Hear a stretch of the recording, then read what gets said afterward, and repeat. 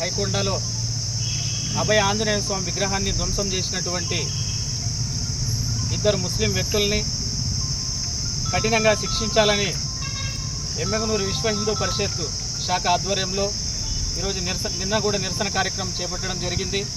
అదేవిధంగా వాళ్ళపైన ఎఫ్ఐఆర్ కూడా నమోదు చేయించడం జరిగింది. నిన్నటిదాకా ఎక్కడో బంగ్లాదేశ్, పశ్చిమ బెంగాల్లో చూసేటువంటి ఇట్లాంటి విషయాలు చూసేవాళ్ళం. కానీ రాను రాను మన ఎమ్మెగనూరు కూడా పాకిపోయింది. కానీ మన హిందువులు ఇప్పటిదాకా చూస్తూ చూడనట్టు ఉన్నారు. భవిష్యత్తులో ఇలాంటి వాళ్ళని కట్టడి చేయకపోతే రేపు పొద్దున మన ఇళ్ళకు కూడా వచ్చి ధ్వంసం చేస్తారు. కానీ ప్రస్తుతానికి ఎవరు చూసినా వాళ్ళ మత పెద్దలు కానీ ఎవరేం చెప్పినా మన వాళ్ళు కూడా ఏం చెప్తున్నారంటే తాగితే మతి స్థిమితంలో చేశారు అంటున్నారు.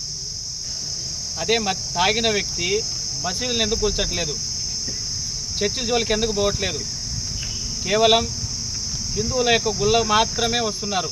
కాబట్టి దీన్ని బట్టి అర్థం ఏమవుతుందంటే పకడ్బందీగా కావాలనేటి హిందువుల్లో అశాంతి నెలకొల్పడానికి కావాలనే ఉద్దేశంతో చేస్తున్నారు. కాబట్టి హిందువులు ఇప్పటికైనా మేల్కొని కులాలకు అతీతంగా ఇట్లాంటి ఉగ్రవాదుల్ని అరికట్టడానికి అందరూ కూడా సహకారం చేస్తారని కూడా అందరినీ మనస్ఫూర్తిగా కోరుకుంటున్నాను.